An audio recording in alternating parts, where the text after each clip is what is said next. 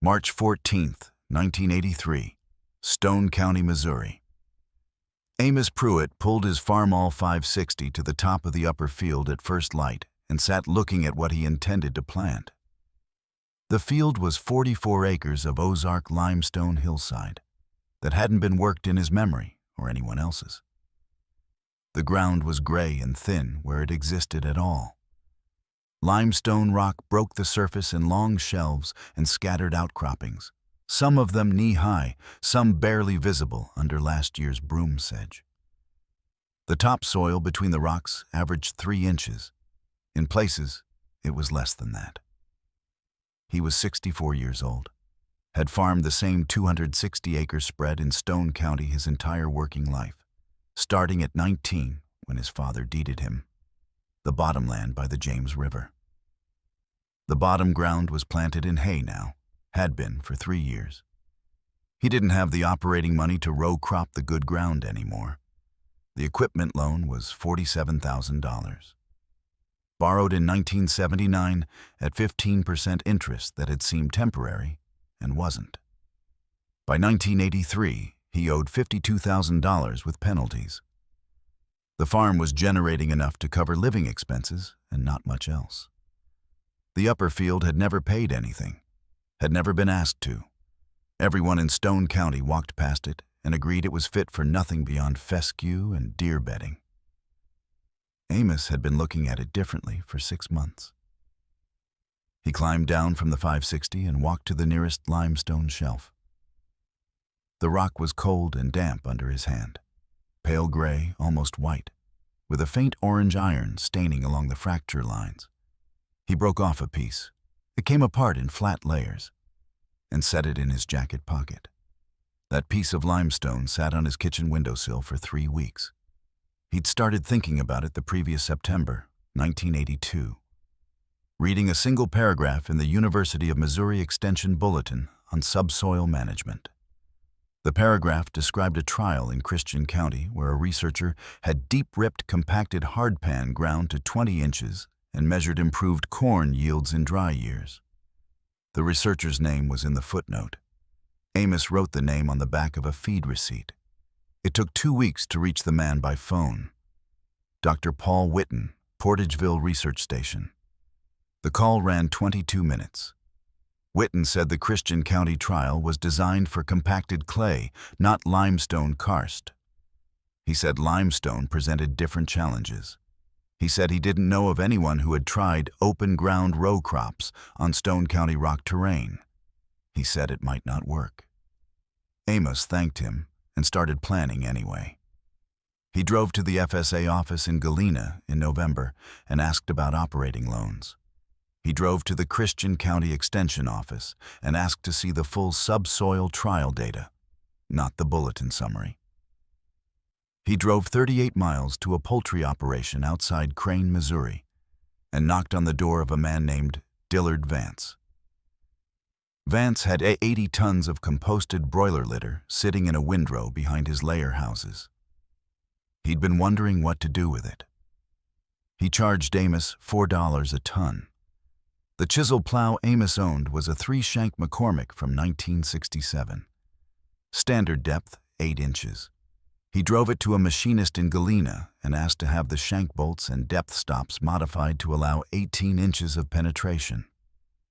The machinist charged $60 for the work and told Amos it would probably break a shank on the first rocky pass. He was right about that. Amos began ripping the upper field on March 14th.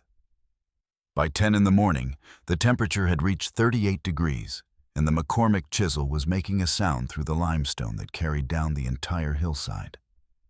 His nearest neighbor, a man named Carroll Pitts, heard it from his shop a quarter-mile away and came up to the fence line. Pitts watched for several minutes, said nothing, walked back. By noon, 2 more neighbors had found reasons to stand at fence lines near the county road below. An older farmer named Roy Sims drove a truck down the 2-track to the field edge. He sat there 15 minutes watching the chisel work through the rock. He drove away without saying anything. Amos heard what they were saying by the following week. His wife came home from the feed store in Galena with the information. She said it once and didn't bring it up again. The middle shank broke on day 3. The carbide tip hit a buried limestone shelf at 16 inches, and the force of it snapped the shank clean at the bolt point. Amos pulled the plow back to the shed, set up the Lincoln arc welder his father had bought in 1954, and welded the shank himself. 4 hours. He drove it back to the field the following morning. He finished the ripping pass on March 21st. 7 days total. The field looked like something between a construction site and a quarry. Gray limestone rubble turned to the surface in long furrows, chunks of it thrown wide, the ground broken open in a way it had never been broken before. Carol Pitts stopped by that afternoon. He stood at the field edge for a while. He said it looked like the surface of the moon. Amos said he'd heard that. Gerald Means had been the agricultural extension agent for Stone County out of the Galena office for 14 years.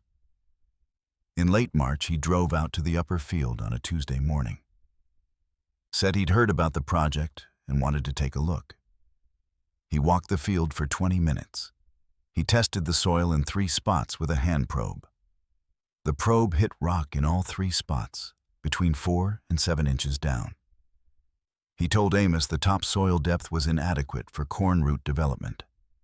He said fractured limestone would drain too fast in dry weather to support a crop through pollination. He said the pH would likely run too high without significant lime correction. He said he didn't recommend proceeding. He charged nothing for the visit. Amos thanked him and started spreading lime the following week. Agricultural grade, high-calcium limestone, pulverized from a quarry in Reed Spring, 22 miles east.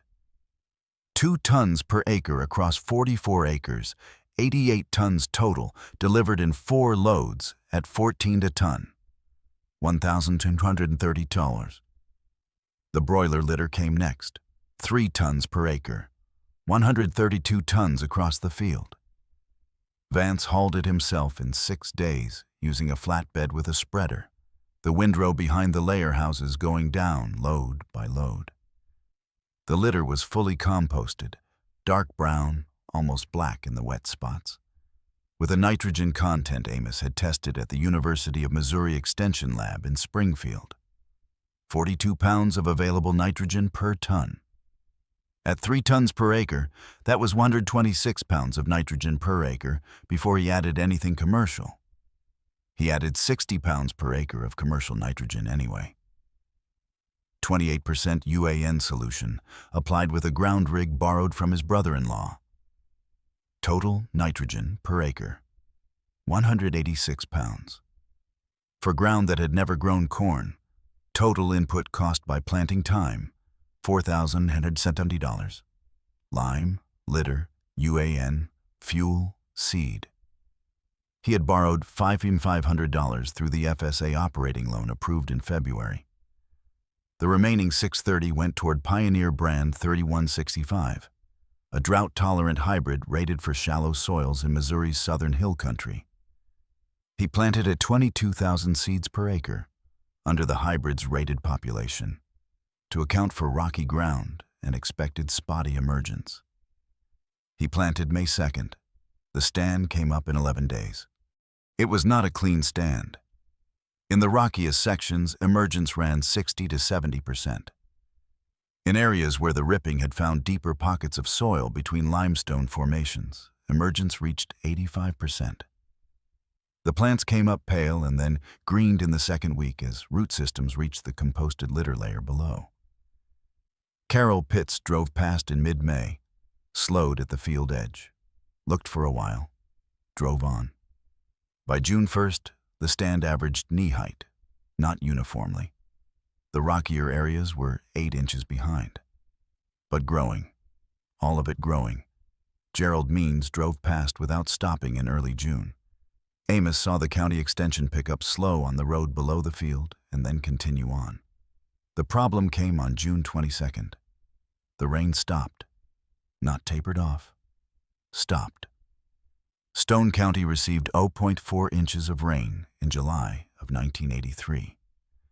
The hottest stretch ran July 6th through July 18th, 13 consecutive days above 95 degrees in Galena.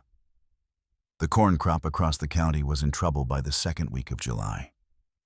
On the bottomland ground, farmers were watching their crop roll tight and shed pollen early. On the upper field, the limestone outcroppings radiated heat in a way that was visible as shimmer above the rock in the morning. By July 8th, the corn had rolled to pencil tight.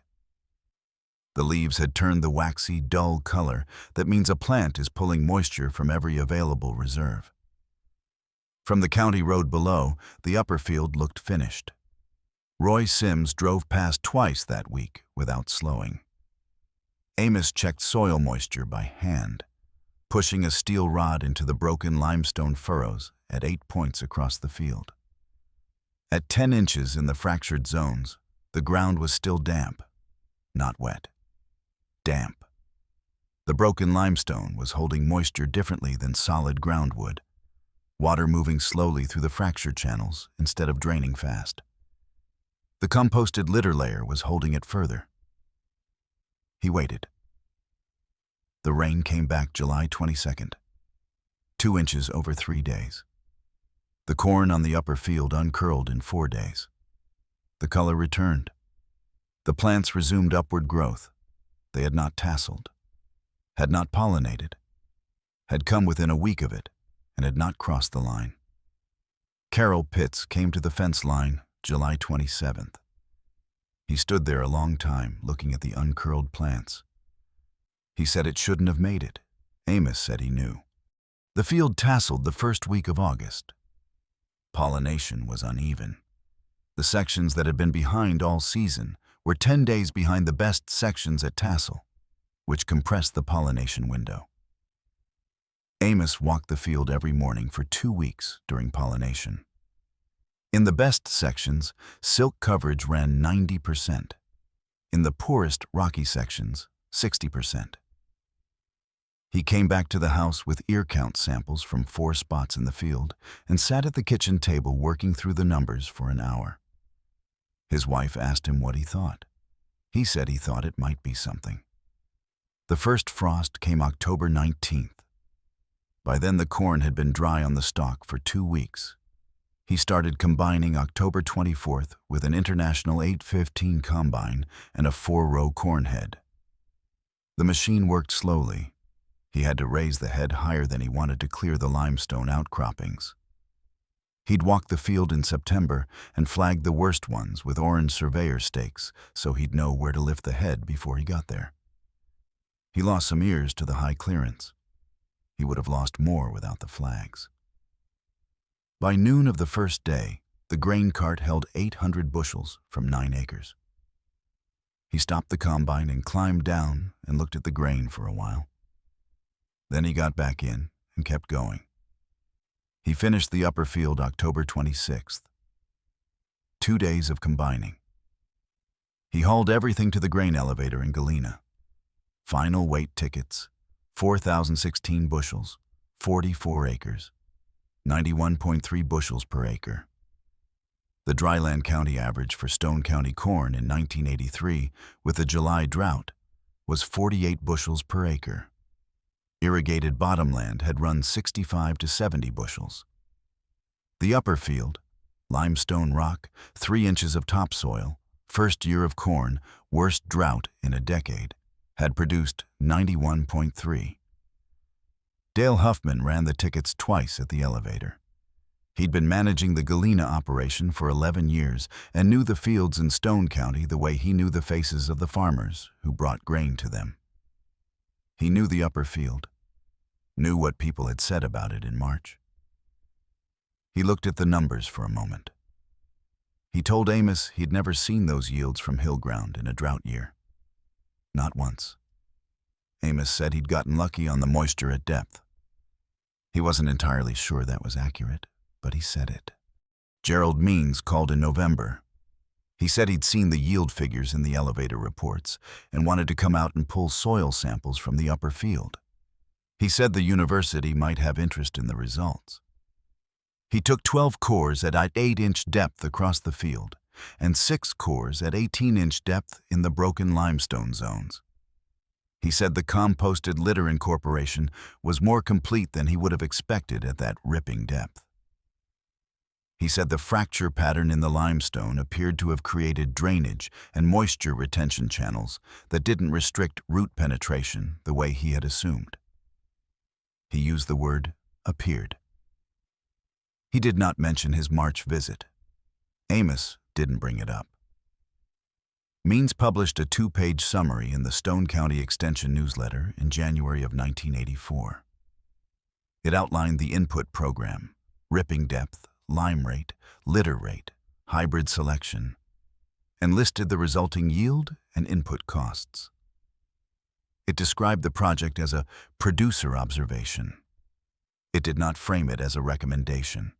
It presented the numbers and let them sit there. 3 farmers from Stone County called Amos before February, 2 more in March.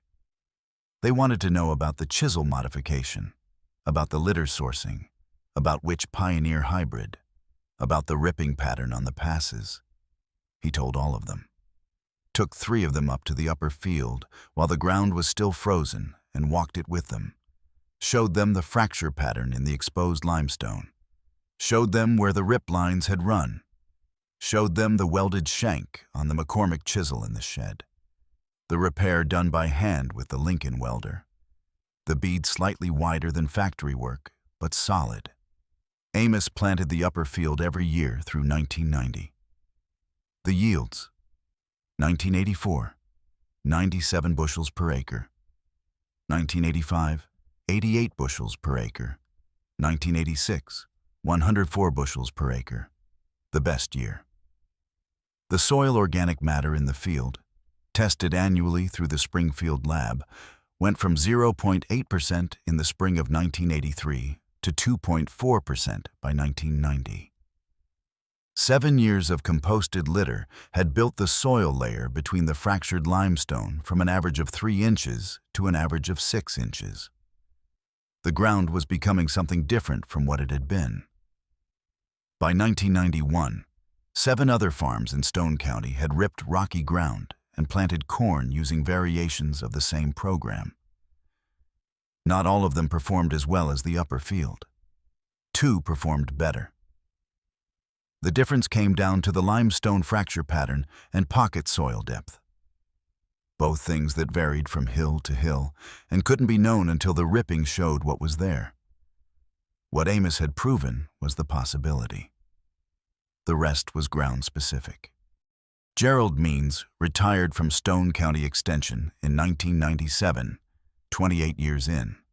At the retirement dinner at the VFW Hall in Galena, someone asked him to name the most surprising agricultural result he'd seen in his career. He mentioned the upper field. He said he'd told the farmer in the spring of 1983 that the ground couldn't support corn root development. Then driven past it in July of that year, thinking he'd been right. He said he'd been wrong. He said his error had come from an incomplete understanding of how fractured limestone holds and releases moisture at depth, and how organic matter can build a growing medium where one doesn't naturally exist. He said it was the best education he'd received in 28 years of extension work. And it had come from a man who had never asked him for a second opinion. Amos was at the dinner, heard this from a table near the back of the room. He didn't say anything. Amos Pruitt sold the farm in 2001. He was 82. His nephew and the nephew's wife took the property. They'd been farming adjacent Taney County and wanted the James River bottomland for hay. The upper field went with the sale. The nephew rips it every 4 years with a modern chisel plow. Still sources composted litter from a poultry operation in the county. The limestone is fractured to 20 inches in most of the field now, the accumulated result of 18 years of ripping the same ground. The 2022 yield from the upper field, 118 bushels per acre. The McCormick chisel plow is still in the shed. The nephew uses it for the ripping passes. He had a machinist look it over when he took ownership. Check the welds, check the shank bolts. The machinist found one shank with an old repair. A hand weld, not factory work. Slightly wide bead, done with an arc welder. He asked about it. The nephew said it had been repaired in March of 1983. Said it had held for 40 years. Said to leave it alone. It is still in the field, still ripping, still holding. Carol Pitt said the ground looked like the surface of the moon in March of 1983. It grew 4,016 bushels of corn that October. It has grown corn every year since. Rock ground, enough of it.